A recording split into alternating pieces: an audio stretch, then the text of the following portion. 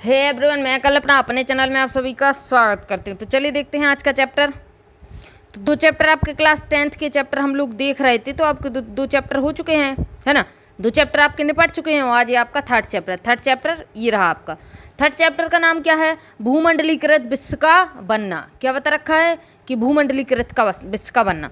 अब देखते हैं इस चीज़ को, आगे देखते हैं। आधुनिक युग से पहले, देखिए आधुनिक युग से पहले क्या चीज़ें थी। जब हम वैश्वीकरण की बात करते हैं, ग्लोबलाइजेशन की बात करते हैं, तो आमतौर पर हम एक ऐसी आर्थिक व्यवस्था की बात करते हैं जो मोटे तौर पर पिछले लगभग 50 सालों में हमारे सामने आई है। 50 सालों की बात करेंगे, लेकिन जैसा कि आप इस अध्याय में देखेंगे, भूमंडलीकृत विश्व के बनने की प्रक्रिया, व्यापार की प्रक्रिया, काम की तलाश में एक जगह से दूसरी जगह जाते लोग, पूंजी व बहुत सारी चीज़ों की वैश्विक आवाजाही का एक लंबा ऐसा इतिहास देखेंगे हम लोग, है ना। आज जब हम अपने जीवन में वैश्विक आपसी संपर्कों के बारे में सोचते हैं, यानी वर्ल्ड से हमारे किस तरीके के संपर्क जुड़े हुए हैं, इसके बारे में जब हम सोचते हैं, तो हम उन युगों के बारे में भी जानना चाहिए जिनसे गुजरते हुए हमारी यह दुनिया ऐसी बनी हुई है। चलिए देखिए आगे देखिए। इतिहास के हर दौर में मानव समाज एक दूसरे के ज़्यादा नज़दीक आते गए हैं। इतिहास के हर दौर में क्या हुआ है कि जो मानव समाज एक दूसरे के ज़्यादा नज़दीक आते गए हैं। प्राचीन काल में ही यात्री, व्यापारी, पुजारी और तीर्थयात्री ज्ञान, अवसरों और आध्यात्मिक शांति के लिए या उत्पीड़न या यातनापूर्ण जीवन से बचने के लिए दूर दूर की यात्राओं पर जाते रहे हैं। अपनी यात्राओं में ये लोग तरह तरह की चीज़ें, पैसे, मूल्य मान्यताएँ, हुनर, विचार, आविष्कार और यहाँ तक कि कीटाणु, बीमारियाँ भी साथ लेकर चलते रहे हैं। आई बात समझ में? क्या क्या किया इन्होंने। जैसे आज कोरोना चल रहा है ना, तो कोरोना में क्या होता है, हम कहीं जाते हैं बाहर से जाके बीमारी साथ में लाते हैं, तो वही चीज़ है कि इन लोगों ने कीटाणु और बीमारी भी साथ में इधर से उधर ले जाते थे। 3000 ईसा पूर्व में समुद्री तट पर होने वाले व्यापार के माध्यम से सिंधु घाटी की सभ्यता उस इलाके से जुड़ी हुई थी जिसे आज हम पश्चिमी एशिया के नाम से जानते हैं, है ना। आगे देखिए, 1000 साल से भी ज़्यादा समय से मालदीव के समुद्र में पाई जाने वाली कोड़ियाँ, जो मालदीव है वहाँ पे समुद्र में जो कोड़ियाँ पाई जाती हैं, जिन्हें पैसे या मुद्रा के रूप में इस्तेमाल किया जाता था उस समय पे मालदीव में, चीन और पूर्वी अफ्रीका तक पहुँचती रही हैं। एक कोड़ियाँ जो मालदीव में पाई गई वो चीन और अफ्रीका में पाई गई, है ना। बीमारी फैलने वाली कीटाणुओं का दूर दूर तक पहुँचने का इतिहास भी 7वीं सदी तक ढूंढा जाता है।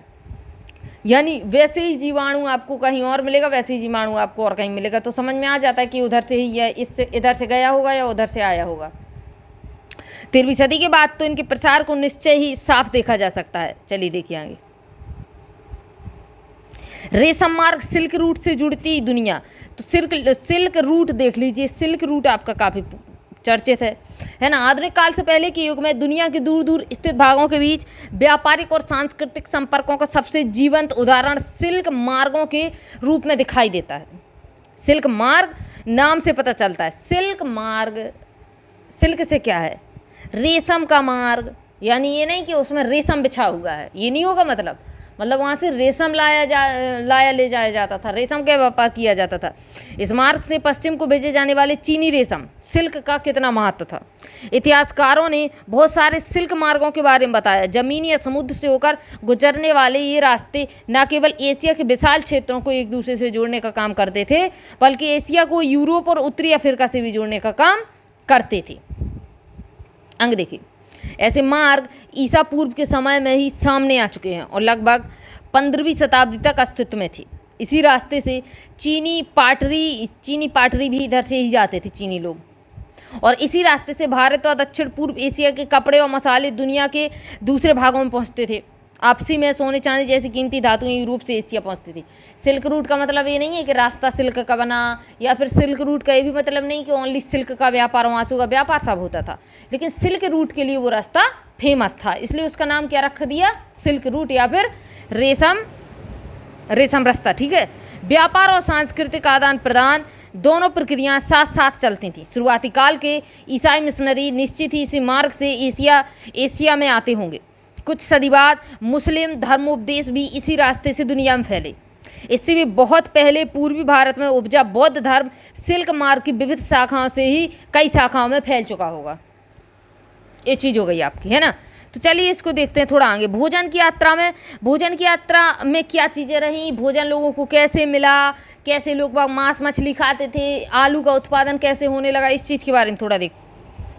तो भोजन में बताया गया है यहाँ पे स्पैगधी और आलू। अब स्पैगधी तो हम जानते नहीं है, ठीक है, मैं तो नहीं जानती, आप इसको क्या करना गूगल कर लेना। आलू तो हम लोग सब कुछ जानता है, ठीक है ना। हमारे खाद्य पदार्थ दूर देशों के बीच सांस्कृतिक आदान प्रदान के कई उदाहरण पेश करते हैं। मान लीजिए जैसे आप इडली डोसा खाते हैं, आज मतलब नॉर्थ में हैं आप, यूपी बिहार में इडली डोसा खा रहे, तो कहाँ से आए, साउथ से आया। आपकी बात करें कि लिट्टी चोखा खाएंगे आप जाके साउथ में, तो वो कहाँ से पहुँचा, नॉर्थ से पहुँचा। अगर आप बोले कि मोमोज वगैरह आप लोग खा रहे हैं, नूडल्स वगैरह आप लोग खा रहे हैं, तो कहाँ से आई ये चीज़ें। बर्गर आप खाते हैं, पिज़्ज़ा आप खाते हैं, कहाँ से आई ये चीज़ें। हर खाना तो हमारे देश का है नहीं या हमारे राज्य का है नहीं, है ना। तो देखिए इस चीज़ को, ये चीज़ें सांस्कृतिक चीज़ें कैसे आदान प्रदान रही, खाद्य पदार्थ कैसे आदान प्रदान रहे, आलू कहाँ उगाया जाता था, आलू का बीज कहाँ से आया।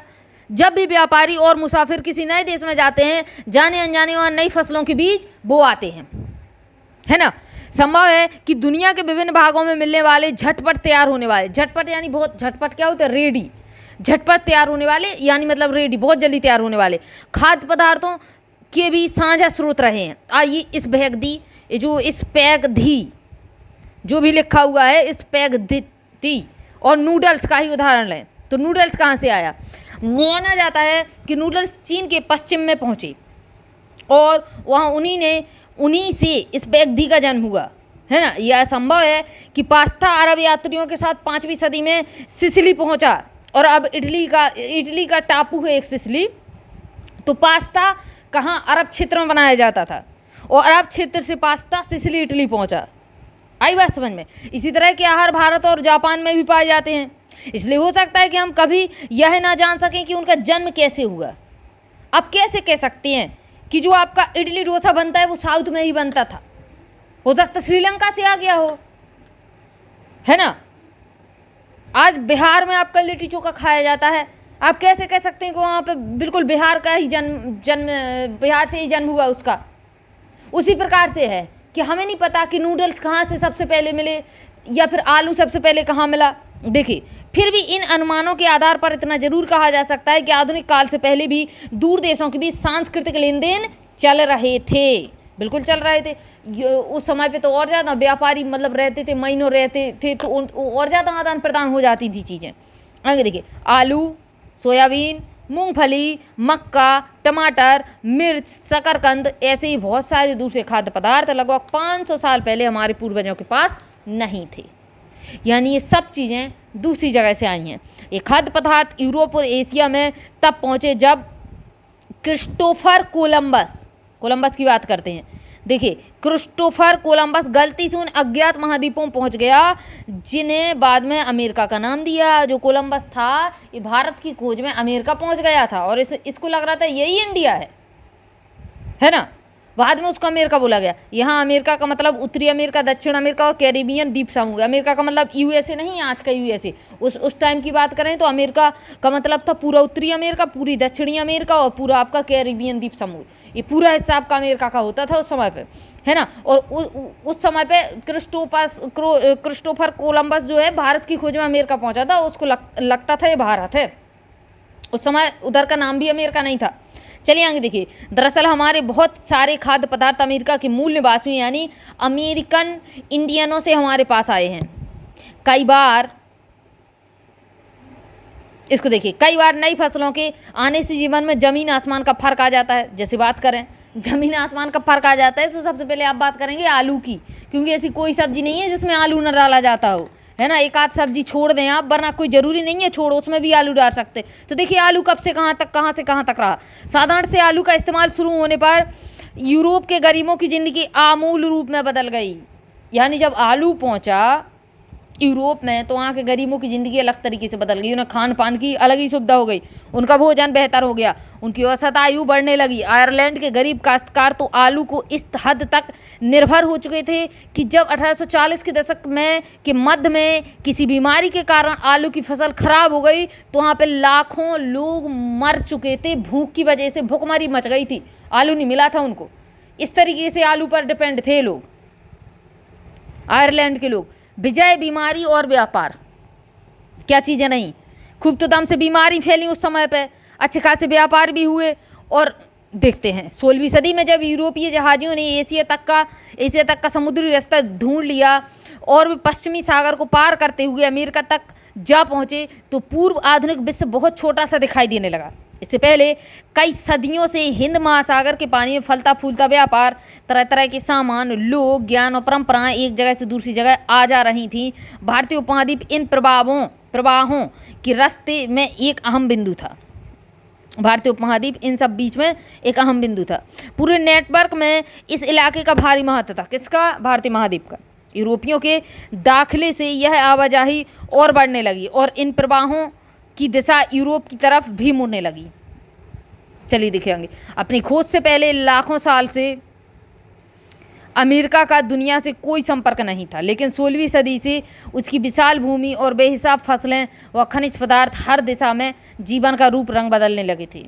जीवन का रंग रूप बदल रहे थे, रूप रंग बदलने लगे थे। चलिए आगे देखिए, इसको आगे की बात करते हैं। तो देखिए आज के पेरू और मैक्सिको में, अब देखिए जो देश बताए जाते हैं एक बार इसको आप देखते जाइए मैप में, ताकि आपको क्लियर रहें चीज़ें।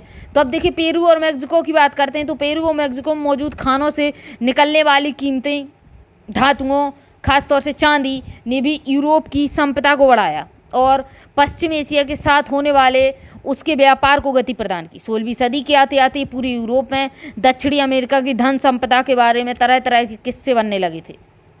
इन्हीं किंवदंतियों की बदौलत वहाँ के लोग एल डोराडो को सोने का शहर मानने लगे थे। वहाँ पे जो एल डोराडो सोने का शहर था मैक्सिको में, उसको, और उसकी खोज में बहुत सारे खोजी अभियान भी शुरू हो गए थे। 16वीं सदी के मध्य तक आते आते पुर्तगाली और स्पेनिश सेनाओं की विजय का सिलसिला शुरू हो चुका था। उन्होंने अमेरिका को उपनिवेश बनाना शुरू किया। यूरोपीय सेना केवल अपनी सैनिक ताकत के दम पर नहीं जीतती थी। स्पेनिश विजेताओं के सबसे शक्तिशाली हथियारों में परंपरागत किस्म का सैनिक हथियार तो कोई था ही नहीं। यह हथियार तो चेचक जैसे कीटाणु थे। उस समय पे, जैसे आज के समय पे कोरोना है, उस समय पे चेचक फैल चुका था, जिसको आज हम छोटी माता बोलते हैं, है ना, जो स्पेनिश सैनिकों और अफसरों के साथ वहाँ पहुँचा था। स्पेनिश के जो सैनिक और अफसर पहुँचे थे उनमें चेचक की बीमारी पहुँच चुकी थी।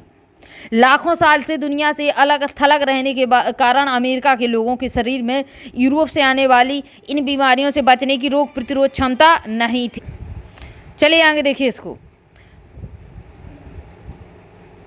फलस्वरूप इस नए स्थान पर चेचक बहुत मारक साबित हुआ। यानी जब चेचक नए नए स्थान पर पहुंचा तो बहुत तेज़ी से बीमारी फैली चेचक की। एक बार संक्रमण शुरू होने के बाद तो यह बीमारी पूरे महाद्वीप में फैल चुकी थी। अमेरिका के जहां यूरोपीय लोग नहीं पहुंचते तो वहां के लोग भी इसकी चपेट में आने लगे। इससे पूरे के पूरे समुदायों को ख़त्म कर डाला। इस तरह घुसपैठियों की जीत का रास्ता आसान हो चुका था। यानी बीमारी से लोग बाग वहाँ पे मर चुके थे, बहुत ज़्यादा, लाखों संख्या में। बंदूकों को तो खरीद कर या छीन कर हमलावरों के खिलाफ भी इस्तेमाल किया जा सकता था, पर चेचक जैसी बीमारी के मामले में तो ऐसा नहीं किया जा सकता था। इसका कुछ तोड़ नहीं था। आप क्या कर लेंगे? आज कोरोना को कुछ तोड़ है क्या? आपको कोई चीज़ दिखे तब तो आप उसको मारेंगे।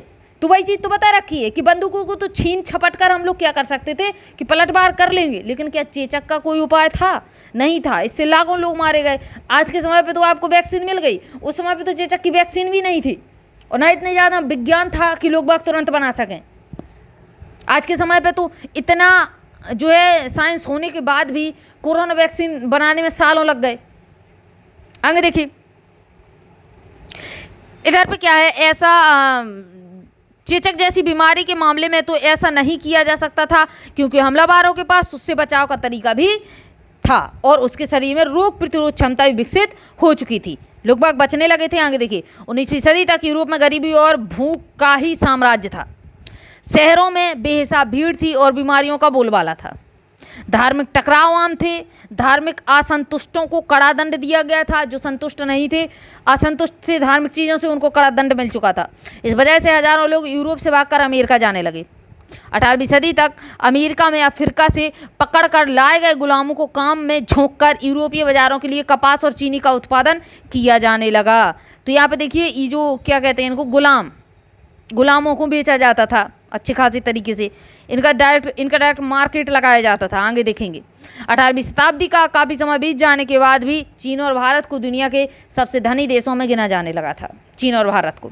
एशियाई व्यापार में भी उन्हीं का दबदबा था, लेकिन विशेषज्ञों का मानना है कि 15वीं सदी से चीन ने दूसरे देशों के साथ अपने संबंध कम करना शुरू कर दिए थे और वह दुनिया से अलग थलग पड़ने लगे थे, है ना। चीन की घटती भूमिका और अमेरिका के बढ़ते महत्व के चलते विश्व व्यापार का केंद्र पश्चिम की ओर खिसकने लगा था। अमेरिका बढ़ने लगा था, अमेरिका के साथ विश्व व्यापार बढ़ने लगा था। अब यूरोप ही विश्व व्यापार का सबसे बड़ा केंद्र बन चुका था। आगे देखेंगे इसको। 19वीं शताब्दी, इसको देखिए, ये 19वीं शताब्दी के बारे में बताया गया है। देखते हैं इसको। 19वीं शताब्दी में पूरा इधर पे 100 साल का इतिहास आपको देखने का मिलेगा। 1815 से लेके 1914 तक आपको इतिहास दिखाया जाएगा, है ना। 19वीं सदी में दुनिया तेजी से बदलने लगी। आर्थिक भी बदली, राजनीतिक भी बदली, सामाजिक भी बदली, सांस्कृतिक भी बदली। तकनीकी कारकों ने पूरे के पूरे समाजों की काया पलट कर दी और विदेश संबंधों को नए ढर्रे में ढाल दिया। चलिए देखिए आगे। अर्थशास्त्रियों ने अंतर्राष्ट्रीय आर्थिक विनिमय में 3 तरह की गतियों या प्रवाहों का उल्लेख किया है। देखते हैं कि क्या क्या इन लोगों ने किया। इनमें पहला प्रवाह व्यापार का था। इसको थोड़ा ध्यान से देखिएगा आप लोग कि अंतर्राष्ट्रीय आर्थिक विनिमय में 3 तरह की गतियों का प्रवाह किया है। 3 तरह की चीजें बताई, इसको देखना थोड़ी, है ना। इनमें पहला प्रवाह किसका बोला इन लोगों ने? व्यापार का, यानी व्यापार का एक से दूसरे देश में आदान प्रदान। 19वीं सदी में मुख्य रूप से वस्तुओं का व्यापार, जैसे कि कपड़ा या गेहूं का व्यापार हो रहा था, वस्तुओं के व्यापार तक ही सीमित था, ठीक है। दूसरा देखिए श्रम का प्रवाह है। श्रम के प्रवाह से क्या मतलब है? एक देश से दूसरे देश में हम काम करने जा सकते हैं। इसमें लोग काम या रोजगार की तलाश में एक जगह से दूसरी जगह जाते हैं। और तीसरा प्रवाह था भाई पूंजी का। व्यापार करेंगे तो पूंजी तो बहेगी ही, है ना, जिसे अल्प या दीर्घ अवधि के लिए दूर दराज के इलाकों में निवेश कर दिया जाता है। ये तीनों तरह के प्रवाह एक दूसरे से जुड़े हुए थे और लोगों के जीवन को प्रभावित कर रहे थे। कभी कभी इन कारकों के बीच मौजूद संबंध टूट भी जाते थे। उदाहरण के लिए वस्तुएं या पूंजी की आवाजाही के मुकाबले श्रमिकों की आवाजाही पर प्रायः ज़्यादा शर्तें और बंदिशें लगाई जाती थीं। फिर भी यदि हम इन तीनों प्रवाहों का एक साथ अध्ययन करें तो 19वीं सदी की विश्व अर्थव्यवस्था को ज़्यादा अच्छी तरह समझ सकते हैं। इन तीनों चीज़ों को लेके चलते हैं। किन किन चीज़ों को लेंगे? व्यापार पहला प्रवाह हो गया, है ना। दूसरा प्रवाह श्रम का प्रवाह। देखिए हर चीज़ आपकी आर्थिक स्थिति से जुड़ी हुई है, अर्थव्यवस्था से, चाहे वो व्यापार का प्रवाह हो, चाहे श्रम का हो, चाहे फिर पूंजी का हो, जुड़ी तो तीनों अर्थव्यवस्था से है ना। देखिए विश्व अर्थव्यवस्था का उदय कैसे हुआ? इस विषय को समझने के लिए सबसे पहले औद्योगिक यूरोप, इंडस्ट्रियल यूरोप में खाद्य उत्पादन और उपभोग के बदलते रुझानों पर विचार करें तो बेहतर होगा। चलिए इसी पर कर लेते हैं, आप जैसा कहें वैसा कर लेते हैं। सामान्य रूप से सभी देश भोजन के मामले में आत्मनिर्भर होने का प्रयास करते रहे। सही बात है ना, भोजन पर तो आपको आत्मनिर्भर होना चाहिए। देखिए मेरा तो मानना है ना कि मतलब ये सब चीज़ें तो छोड़िए, हर एक, चाहे वो लड़की हो या लड़का, यानी गर्ल हो या फिर बॉय, हर पर्सन को एक परफेक्ट बढ़िया सा टेस्टी भोजन बनाना आना चाहिए। मतलब भोजन बनाने के हिसाब से अपने आप पर निर्भर होना चाहिए इंसान को, है ना। भोजन एक ऐसी चीज़ है कि अच्छा बनाओ अच्छा खिलाओ, है ना। तो वही चीज़ देश में हो रखी है कि भोजन के मामले में आत्मनिर्भर होना चाहिए। आप लोग भी आत्मनिर्भर हो जाइए। कमेंट करके बताना किस किस को बढ़िया सा भोजन बनाना आता है, मतलब कौन कौन पर्सन जो है अच्छा खाना बना लेता है, गजब का टेस्टी वाला, है ना। कमेंट करके ज़रूर बताना आप लोग। चलिए देखिए आगे। तो भोजन के मामले में आत्मनिर्भर होने का प्रयास करते रहे, लेकिन 19वीं सदी के ब्रिटेन की बात अलग थी। अगर उस समय ब्रिटेन खाद्य आत्मनिर्भरता के रास्ते पर चलता तो वहाँ के लोगों का जीवन स्तर गिर जाता और सामाजिक तनाव फैलता। आइए देखें कि इन आशंका के पीछे क्या कारण है। तो देख लेते हैं। 18वीं सदी के आखिरी दशकों में ब्रिटेन की आबादी तेजी से बढ़ने लगी। नतीजा, देश में भोजन की मांग भी बढ़ी। जैसे जैसे शहर फैले और उद्योग बढ़ने लगे, कृषि उत्पादों की मांग भी बढ़ने लगी। कृषि उत्पाद महंगे होने लगे। दूसरी तरफ बड़े भूस्वामियों के बदलाव में सरकार ने मक्का के आयात पर भी पाबंदी लगा दी। मक्का मदीना नहीं, कॉर्न वाला मक्का, भुट्टा वाला मक्का, है ना। इसकी आयात पर भी पाबंदी लगा दी। जिन कानूनों के सहारे सरकार ने पाबंदी लगाई थी उस कानून को कॉर्न लॉ कह दिया, क्योंकि मक्का को आप कॉर्न ही तो कहते हैं, है ना, तो कॉर्न लॉ बोल दिया। खाद्य पदार्थों की ऊंची कीमतों से परेशान उद्योगपतियों और शहर बासिंदों ने सरकार को मजबूर कर दिया कि वह कॉर्न लॉ को फौरन वापस ले ली। तो कॉर्न लॉ फौरन वापस हो गया। कॉर्न लॉ के निरस्त हो जाने, जो कॉर्न लॉ था उसको निरस्त हो जाने के बाद बहुत कम कीमत पर खाद्य पदार्थों का आयात किया जाने लगा।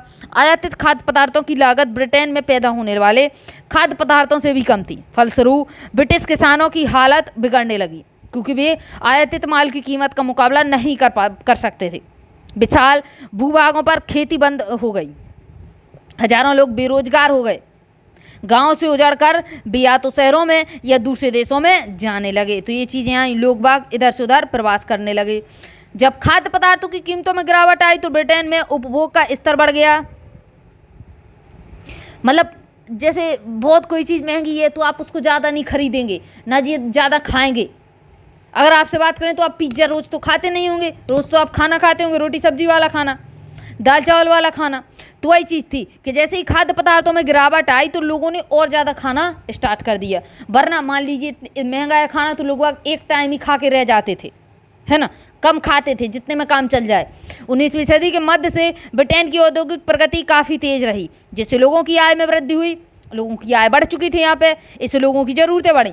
ज़रूरतें तो सीधी बात है ना, अगर मुट्ठी में पैसा होगा, अगर हाथ में पैसा होगा तो हम लोग वैसे ही ज़रूरतें हमारी आसानी से बढ़ जाती हैं। तो खाद्य पदार्थों का और भी ज़्यादा मात्रा में आयात होने लगा, और भी ज़्यादा खाद्य पदार्थ खरीदे गए क्योंकि लोगों के पास पैसा था।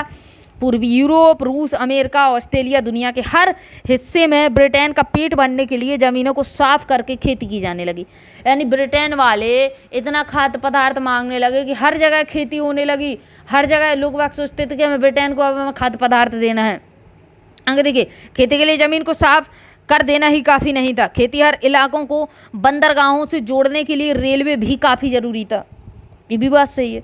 ज़्यादा तादाद में माल ढुलाई के लिए नई गोदियाँ बनाई, पुरानी गोदियों को फैलाना ज़रूरी समझा। नई ज़मीनों पर खेती करने के लिए यह आवश्यक था कि दूसरे इलाकों के लोग वहाँ आकर बसें, यानी नए घर बनाना और नई बस्तियाँ बसाना भी ज़रूरी था। इन सारे कामों के लिए पूंजी और श्रम की ज़रूरत थी। पैसा भी लगना था खेती करने के लिए, और श्रम तो लगता ही है देखो खेती किसानी करने में, है ना। इसके लिए लंदन जैसे वित्तीय केंद्रों से पूंजी आने लगी। लंदन के जो वित्तीय केंद्र थे उन्होंने पूंजी देना स्टार्ट कर दिया। अमेरिका और ऑस्ट्रेलिया जैसे जिन स्थानों पर मजदूरों की कमी थी वहाँ लोगों को ले जाकर बसाया जाने लगा, यानी श्रम का प्रवाह होने लगा। लोग बागों को भेजा जाने लगा खेती पाती करने के लिए, श्रम का प्रवाह हो गया। अब देखते हैं आगे। 19वीं सदी में यूरोप के लगभग 5 करोड़ लोग अमेरिका और ऑस्ट्रेलिया में जाकर बस गए थे। कितने? 5 करोड़ लोग यूरोप से अमेरिका और ऑस्ट्रेलिया जाके शिफ्ट हुए थे। माना जाता है कि पूरी दुनिया में लगभग 15 करोड़ लोग बेहतर भविष्य की चाह में अपने घर छोड़कर दूर दूर देशों में जाकर बस गए थे। उनको लगा था कि वहाँ हमारा भविष्य अच्छा है, इसलिए लोग वहाँ चले गए थे। आगे देखिए, इधर पे देखिए 1890 की बात करते हैं। 1890 तक एक वैश्विक कृषि अर्थव्यवस्था सामने आ चुकी थी। इस घटनाक्रम के साथ ही श्रम विस्थापन, रुझानों, पूंजी प्रवाह, पारिस्थितिकी और तकनीक में गहरे बदलाव आ चुके थे। अब भोजन किसी आसपास के गांव या कस्बे से नहीं बल्कि हजारों मील दूर से आने लगा था। अब अपने खेतों पर खुद काम करने वाले किसान ही खाद्य पदार्थ पैदा नहीं कर रहे थे। अब यह काम ऐसे औद्योगिक मजदूर करने लगे थे जो संभवतः हाल ही में वहाँ आए थे। ऐसे खेतों में काम कर रहे थे जहाँ महज एक पीढ़ी पहले संभवतः ठेठ जंगल रहे थे। एक पीढ़ी मतलब अभी उसका जंगल कटा है, वहाँ अब खेती की जा रही है। ऐसे खेतों पर खेती की जा रही थी। खाद्य पदार्थों को एक जगह से दूसरी जगह पहुँचाने के लिए रेलवे का इस्तेमाल किया जाता था। रेल का नेटवर्क इसी काम के लिए बिछाया जा रहा था कि खाद्य पदार्थों को कैसे पहुँचाया जाए। पानी के जहाज़ों से इसे दूसरे देशों में पहुँचाया जाता है। इन जहाज़ों पर दक्षिण यूरोप, एशिया, अफ्रीका और कैरिबियाई द्वीप समूह के मजदूरों से बहुत कम वेतन पर काम करवाया जाता था। कम वेतन देते थे मजदूरों को। आगे देखिए इधर पर बहुत छोटे पैमाने पर ही सही, लेकिन इसी तरह के नाटकीय बदलाव हम अपने यहाँ पंजाब में भी देख सकते हैं। यहाँ ब्रिटिश भारतीय सरकार ने अर्ध रेगिस्तानी पड़ती ज़मीनों को उपजाऊ बनाने के लिए नगरों का जाल बिछा दिया है ना, ताकि निर्यात के लिए गेहूं और कपास की खेती की जा सके, बेचने के लिए, बाहर देशों में बेचने के लिए। नई नहरों की सिंचाई वाले इलाकों में पंजाब के अन्य स्थानों के लोगों को लाकर बसाया गया। उनकी बस्तियों को कैनाल कॉलोनी नगर बस्ती कहा जाता था। नगर बस्ती, उनका नाम ही रख दिया नगर बस्ती। भोजन तो सिर्फ एक उदाहरण मात्र था। कुछ ऐसी ही कहानी कपास की भी थी, जिसकी दुनिया, कपास कोई खाने की चीज़ तो थी नहीं, लेकिन कपास की खेती भी बराबरी से हो रही थी, जिसकी दुनिया भर में बड़े पैमाने पर खेती की जाने लगी ताकि ब्रिटिश कपड़ा मिलों की मांग को पूरा किया जा सके। उधर पे कपास चाहिए होता था। रबड़ की कहानी भी इससे अलग नहीं है। विभिन्न चीज़ों के उत्पादन में विभिन्न इलाकों में इतनी महारत हासिल कर ली थी कि 1820 से 1914 के बीच विश्व व्यापार में 25 से 40 गुना वृद्धि हो चुकी थी। इस व्यापार में लगभग 60% हिस्सा प्राथमिक उत्पादों यानी गेहूं और कपास जैसे कृषि उत्पादों तथा कोयले जैसे खनिज पदार्थों का था। आगे देखिए तकनीक की भूमिका। तो तकनीक को देख लेते हैं। इस घटनाक्रम में तकनीक की क्या भूमिका रही? रेलवे, भाप के जहाज, टेलीग्राम, ये सब तकनीकी बदलाव बहुत महत्वपूर्ण थे। उनके बिना 19वीं सदी में आए परिवर्तनों की कल्पना नहीं की जा सकती थी। तकनीकी प्रगति अक्सर चौतरफा सामाजिक, राजनीतिक, आर्थिक कारकों का परिणाम भी होती है। तकनीकी आपकी एक तरह से नहीं परिवर्तित होती है या एक तरीके से नहीं प्रगति करती है। चौतरफा प्रगति करेगी, सामाजिक भी करेगी, राजनीतिक भी और आर्थिक भी। उदाहरण के लिए औपनिवेशीकरण के कारण यातायात और परिवहन साधनों में भारी सुधार किए गए। तेज चलने वाली रेलगाड़ियां बनी, बोगियों का भार कम किया गया, जलपोतों का आकार बढ़ा, जिससे किसी भी उत्पाद को खेती से दूर दूर के बाज़ारों में कम लागत पर और ज़्यादा आसानी से पहुंचाया जा सकता है। ये चीज़ें हो गई। आगे देखिए, अगर तकनीक की बात करें तो देखिए आप मांस उत्पादन में जो व्यापार हो रहा था, इस प्रक्रिया का अच्छा अंदाजा मिलता है। देखते हैं इसको। 1870 के दशक तक अमेरिका से यूरोप को मांस का निर्यात नहीं किया जाता था। अमेरिका से जो है यूरोप में मांस नहीं आता था। उस समय केवल जिंदा जानवर ही भेजे जाते थे, उन जिन्हें यूरोप ले जाकर ही काटा जाता था। यूरोप ले जाएंगे फिर ही जानवर को काटते थे, है ना। लेकिन जिंदा जानवर बहुत ज़्यादा जगह घेर लेता था। अब जिंदा जानवर में आपको मांस कितना मिलेगा? उसकी हड्डी निकल जाएंगी, ऊपर की खाल निकल जाएगी, कितना मांस मिलेगा? नाम मात्र के लिए जानवर के हिसाब से, है ना। और जब जानवर को भेजा जाता था पूरा, तो बहुत ज़्यादा जगह घेरता था। बहुत सारे तो लंबे सफ़र में मर जाते थे या बीमार पड़ जाते थे। बहुतों का वजन गिर जाता था या वे खाने के लायक नहीं रह जाते थे। इसी वजह से मांस खाना एक महंगा सौदा था और यूरोप के गरीबों की पहुंच से दूर था। दूसरी तरफ ऊंची कीमतों के कारण मांस उत्पादों की मांग और उत्पादन भी कम रहता था। नई तकनीक के आने पर यह स्थिति बदल गई। पानी के जहाज़ों में रेफ्रिजरेटर यानी रेफ्रिजरेटर की तकनीक स्थापित कर दी गई, जिससे जल्दी खराब होने वाली चीज़ों को भी लंबी यात्राओं पर ले जाया जा सकता था। यानी फ्रिज आ गया, रेफ्रिजरेशन आ गया, है ना। तो जब रेफ्रिजरेशन आ गया तो क्या हुआ? लंबी यात्रा में आप मांस को ले जा सकते हैं, जानवर नहीं बल्कि मांस को ले जा सकते हैं। तो देखिए इसके बाद तो जानवरों की यात्रा को बंद ही कर दिया गया। पहले ही मार देते थे जानवर को, मांस इकट्ठा कर लेते थे। अमेरिका, ऑस्ट्रेलिया, न्यूजीलैंड सब जगह से जानवरों की बजाय उनका मांस इकट्ठा कर लिया जाता था, उसको यूरोप में भेजा जाता था। इससे न केवल समुद्री यात्रा में आने वाला खर्चा कम हो गया, बल्कि यूरोप में मांस के दाम भी गिर गए। यूरोप के गरीबों को ज़्यादा विविधतापूर्ण खुराक मिलने लगी। पहले उनके पास सिर्फ आलू और ब्रेड रहता था। पहले वो सिर्फ आलू और ब्रेड खाते थे यूरोप के लोग बाग। अब उनको मांस भी मिलने लगा। अब बहुत सारे लोगों के भोजन में मांसाहार यानी मक्खन व अंडा भी मिलने लगा था इनको। जीवन स्थिति सुधरी तो देश में शांति स्थापित होने लगी और दूसरे देशों में साम्राज्यवादी सनबूसों को समर्थन मिलने लगा। कुछ शब्द अजीब आते हैं इसमें जिनका हमें पता ही नहीं रहता कि ये हैं क्या। 19वीं सदी के आखिर में उपनिवेशवाद, इसको देखिए 19वीं सदी में क्या स्थिति रही उपनिवेशवाद की। 19वीं सदी के आखिरी दशकों में व्यापार बढ़ा और बाजार तेजी से फैलने लगा। यह केवल फैलते व्यापार और संपन्नता का ही दौर नहीं था। हमें इस प्रक्रिया के स्याह पक्ष को भी नज़रअंदाज नहीं करना चाहिए। देखते हैं, व्यापार में इजाफे और विश्व अर्थव्यवस्था के साथ निकटता का एक परिणाम यह हुआ कि दुनिया के बहुत सारे भागों में स्वतंत्रता और आजीविका के साधन छिनने लगे। 19वीं सदी के आखिरी दशकों में यूरोपियों की विजयों से बहुत सारे कष्टदायक आर्थिक, सामाजिक और पारिस्थितिकीय परिवर्तन आए और औपनिवेशिक समाजों को विश्व अर्थव्यवस्था में समाहित कर लिया गया।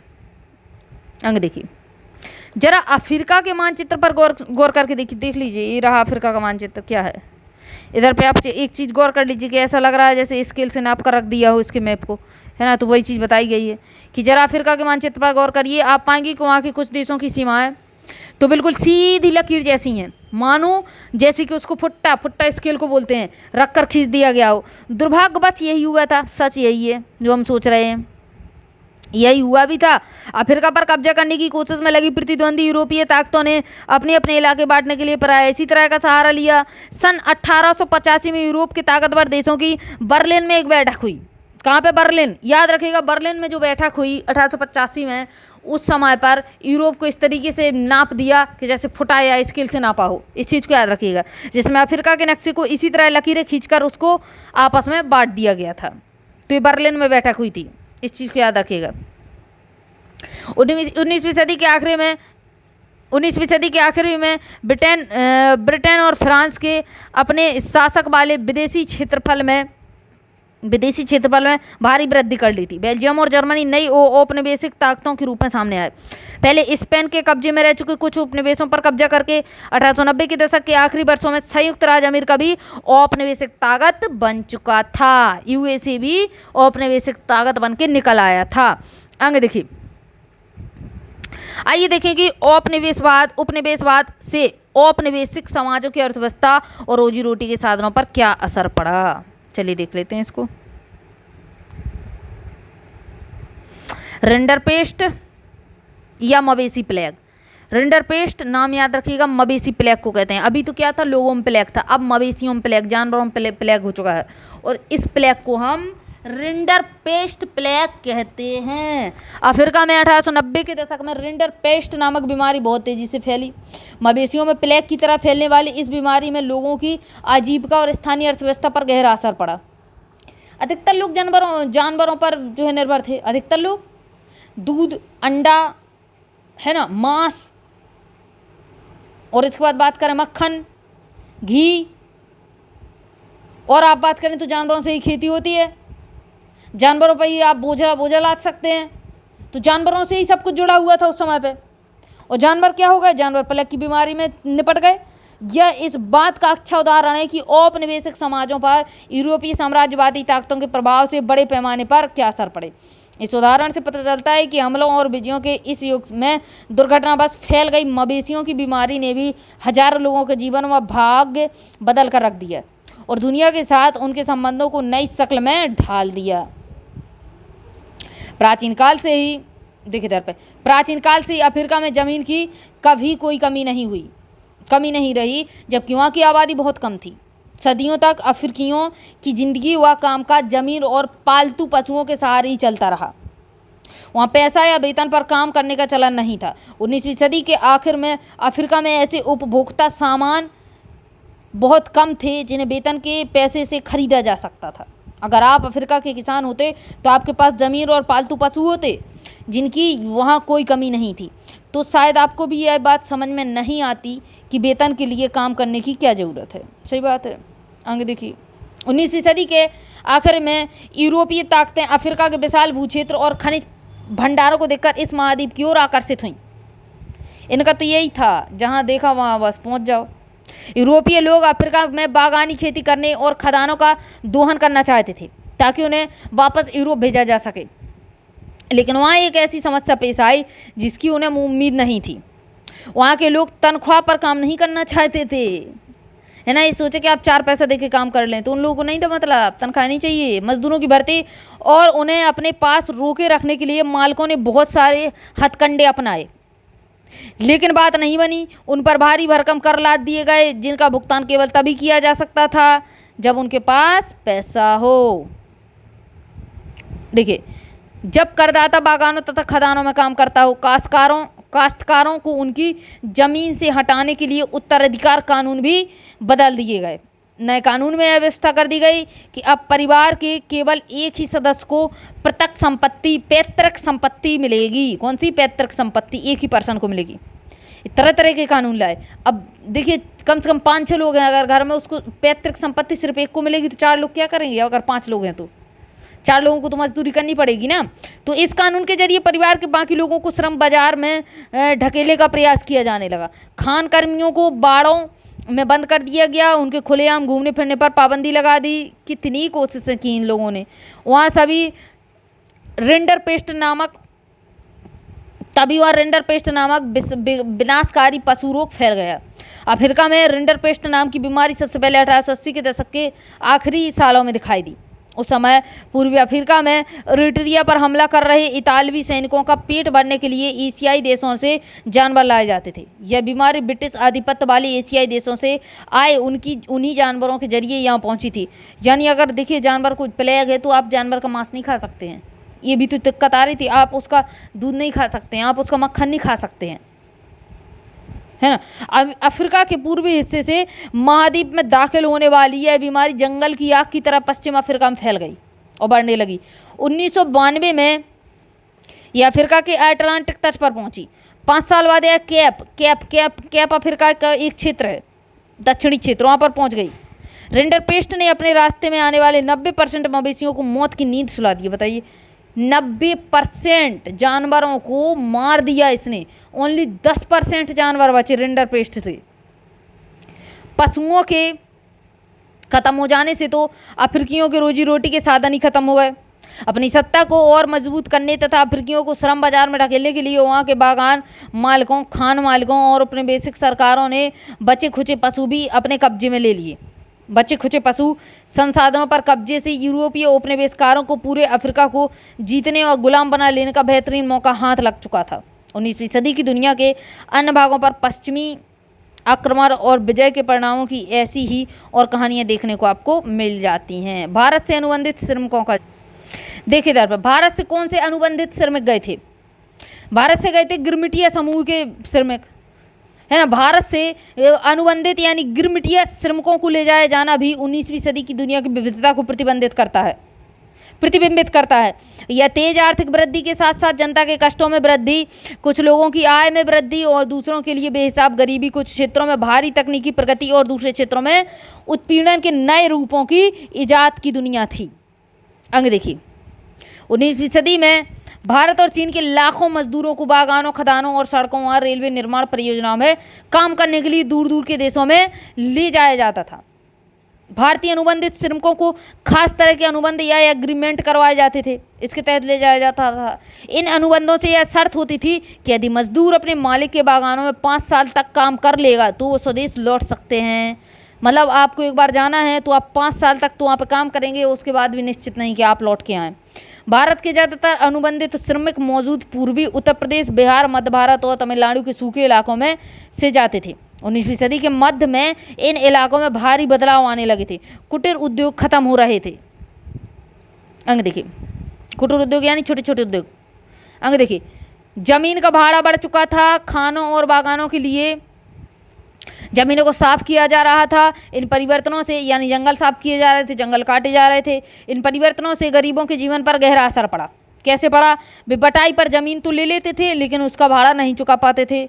उन पर कर्जा चढ़ने लगा। काम की तलाश में उन्हें अपने घर बार छोड़ने पड़े।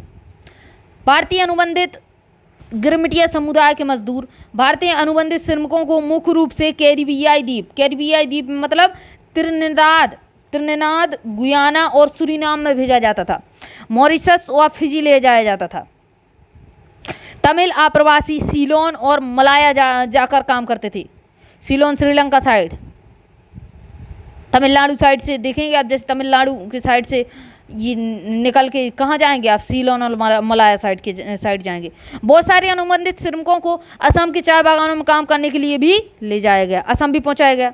मजदूरों की भर्ती का काम मालिकों के एजेंट किया करते थे। एजेंटों को कमीशन मिलता था। बहुत सारे आप्रवासी अपने गांव में होने वाले उत्पीड़न और गरीबी से बचने के लिए भी इन अनुबंधों को मान लेते थे। एजेंट की भाभी आप्रवासियों को फुसलाने के लिए झूठी जानकारियां देते थे। कहाँ जाना है, यात्रा के साधन क्या होंगे, क्या काम करना होगा और नई जगह पर काम और जीवन के हालात कैसे होंगे, इस बारे में उन्हें सही जानकारी नहीं दी जाती थी। कहीं बताएंगे, कहीं ले जाएंगे, ऐसा करते थे लोग। बहुत सारे आप्रवासियों को तो यह भी नहीं बताया जाता था कि उन्हें लंबी समुद्री यात्रा पर जाना है। बोल देते थे कि हम आपको काम देंगे बस। अगर कोई मजदूर अनुबंध के लिए राजी नहीं होता था तो एजेंट उसका अपहरण कर लेते थे। बताइए, ये दशा थी।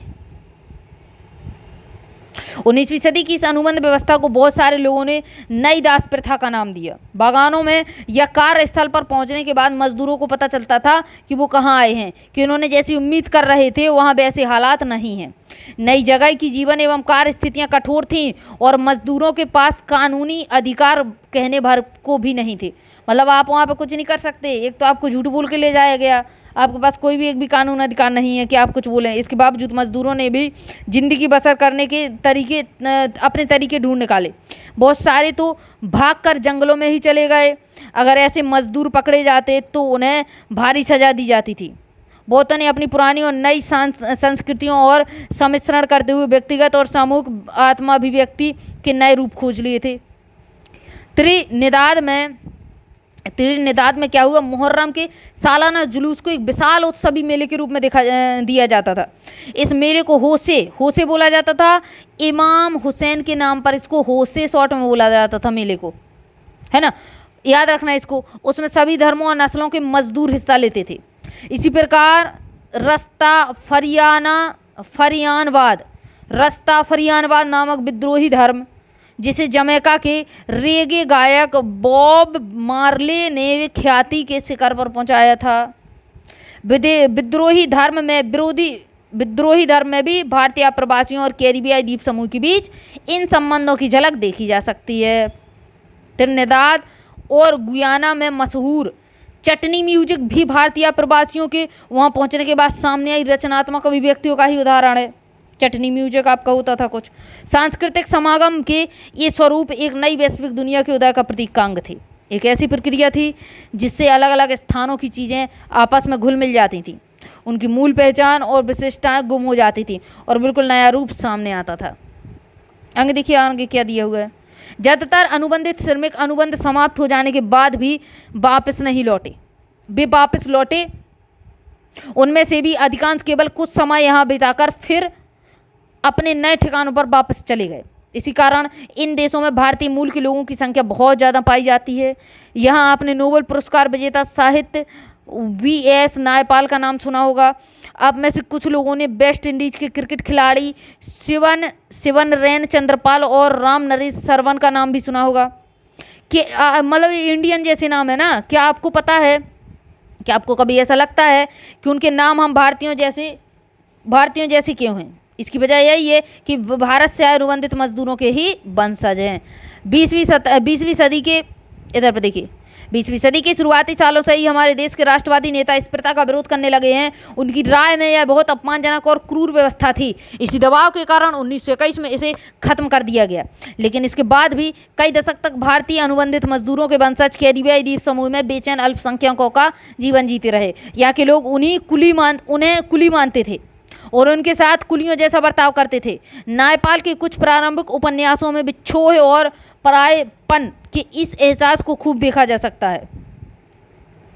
अंग देखिए, विदेश में भारतीय उद्यमी। कितना बचा है आपका? बहुत रह गया, अभी टाइम हो गया आपका।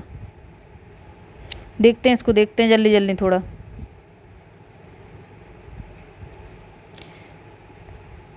कहाँ गया? या फिर उसमें ज़्यादा तो कुछ है नहीं, आप लोग स्क्रीनशॉट भी कर सकते हैं। कहाँ पे देख रहे थे हम लोग? यहाँ पे विदेश में भारतीय उद्यमी क्या कर रहे थे।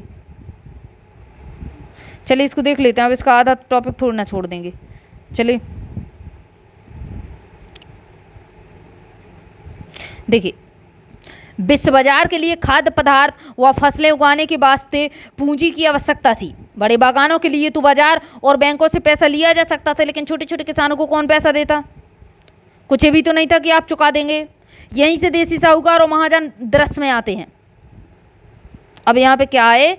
देसी साहूकार और महाजन निकले। क्या आपने शिकारी पूरी श्रॉफ और नट्टू कोटाई चेट्टियारों के बारे में सुना है? देख लेते हैं। ये उन बहुत सारे बैंकरों और व्यापारियों में से थे जो मध्य एवं दक्षिण पूर्व एशिया में निर्यात उन्मुखी खेती के लिए कर्ज देते थे। इन लोगों ने पैसा था इनके पास, तो इन लोगों ने कर्ज देना स्टार्ट किया। इसके लिए वे या तो अपनी जेब से पैसा लगाते थे या यूरोपीय बैंकों से कर्ज लेते थे। उनके पास दूर दूर तक पैसे पहुंचाने की एक व्यवस्थित पद्धति होती थी, जहां तक कि मतलब दूर दूर तक भी पैसा पहुंचा देते थे। जरूरी नहीं कि आप उनके पास पहुंच पाएं। यहाँ तक कि उन्होंने व्यावसायिक संगठनों और क्रियाकलापों के देसी स्वरूप को भी विकसित कर लिए थे। आगे देखिए, अफ्रीका में यूरोपीय उपनिवेशकारों के पीछे भारतीय व्यापारी और महाजन भी जहां पहुंचे। हैदराबादी सिंधी व्यापारी तो यूरोपीय उपनिवेशों से भी आगे जा निकले थे। 1860 के दशक से उन्होंने दुनिया भर के बंदरगाहों पर अपने बड़े बड़े एम्पोरियम खोल दिए थे। इन दुकानों से सैलानियों को आकर्षण स्थानीय और विदेशी चीज़ें मिलती थीं। यह एक फलता फूलता कारोबार था, क्योंकि सुरक्षित और आरामदेह जलपोतों के आ जाने से सैलानियों की संख्या भी दिनों दिन बढ़ने लगी थी। भारतीय व्यापार, उपनिवेशवाद और वैश्विक व्यवस्था।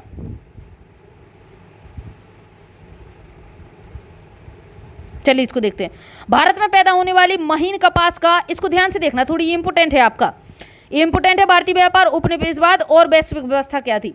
भारत में पैदा होने वाले महीन कपास का यूरोपीय देशों को निर्यात किया जाता था। औद्योगिकरण के बाद ब्रिटेन में भी कपास का उत्पादन बढ़ने लगा था। इसी कारण वहाँ के उद्योगपतियों ने सरकार पर दबाव डाला कि वह कपास के आयात पर रोक लगा दे और स्थानीय उद्योगों की रक्षा करे, है ना। फलस्वरूप ब्रिटेन में आयातित कपड़ों पर सीमा शुल्क थोप दिए गए। ब्रिटेन में जो कपड़े आयात किए जाते थे उस पर सीमा शुल्क थोप दिए गए, यानी टैक्स लगा दिया गया। वहाँ महीन भारतीय कपास का आयात कम होने लगा। 19वीं शताब्दी की शुरुआत से ब्रिटेन कपड़ा उत्पादक दूसरे देशों में भी अपने कपड़े के लिए नए नए बाजार ढूंढने लगे, है ना। सीमा शुल्क की व्यवस्था के कारण ब्रिटिश बाजारों से बेदखल हो जाने के बाद भारतीय कपड़ों को दूसरी अंतर्राष्ट्रीय बाजारों में भी भारी स्पर्धा का सामना करना पड़ा। मतलब तरह तरह के कपड़े आ गए तो क्या हुआ, स्पर्धा बढ़ गई। यदि भारतीय निर्यात के आंकड़ों का अध्ययन करें तो पता चलता है कि सूती कपड़े के निर्यात में लगातार गिरावट का ही रुझान दिखाई देता था। सन 1800 के आसपास निर्यात में सूती कपड़े का परसेंटेज 30 था और जाके 1815 में घटकर 15 रह गया और जाके 1817 में अनुपात ओनली 3% रह गया। एकदम से इतनी ज़्यादा गिरावट आई। तो फिर भारत ने किन चीज़ों का निर्यात किया, देखते हैं। आंकड़ों के माध्यम से फिर एक नाटकीय कहानी सामने आई। निर्मित वस्तुओं का निर्यात घटता जा रहा था और उतनी ही तेजी से कच्चे माल का निर्यात बढ़ रहा था। इस चीज़ को देखिए कि निर्मित वस्तुओं का निर्यात घट रहा था, जो बनी वस्तु आ रही है उसको बेचने का काम कम हो रहा था, है ना।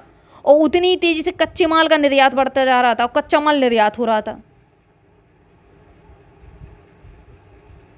फिर से सुनना इसको कि जो बनी हुई वस्तुएं रखी हैं उसको कोई नहीं पूछ रहा है, और जो कच्चा माल है उसको ले जा रहे हैं, यानी दोनों तरफ से घाटा है आपको। 1812 से लेकर 1871 के बीच कच्चे कपास का निर्यात 5% से बढ़कर 35% हो चुका था। इतनी जल्दी इतना ज़्यादा बढ़ गया था।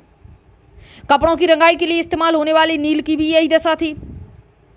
नील का भी कई दशक तक बड़े पैमाने पर निर्यात होता रहा। जैसे कि आपने पिछली कक्षा में पढ़ा ही है, 1820 के दशक से चीन की बड़ी मात्रा में अफीम का निर्यात भी किया जा रहा था। कुछ समय तक तो भारतीय निर्यात में अफीम का हिस्सा भी सबसे ज़्यादा रहा था। ब्रिटेन की सरकार भारत में अफीम की खेती करवाती थी और उसे चीन को निर्यात करती थी। इसने लत लगा दी थी गांजे अफीम की चीन के लोगों को, है ना। अफीम के निर्यात से जो पैसा मिलता था उसके बदले चीन से ही चाय और दूसरे पदार्थों का आयात किया जाता था। पहले क्या हुआ, चीन से चाय ली जाती थी, है ना, और चीन से ही व्यापार, मतलब चीन का पैसा जो है हम चीन से ले रहे थे लेकिन चीन को दे नहीं रहे थे कुछ, तो पैसा एक तरफा हो रहा था। व्यापार कैसा था, एक तरफा पैसा ओनली जाना रहता था, आता कुछ नहीं था। तो फिर क्या किया ब्रिटिश लोगों ने, जो इंडिया में थे, चीन के लोगों को इन लोगों ने अफीम खिलाना स्टार्ट कर दिया, नशे की लत लगा दी। अब अफीम जाएगा और वो वैध तरीके से नहीं जाता था, अवैध तरीके से जाता था, इलीगल।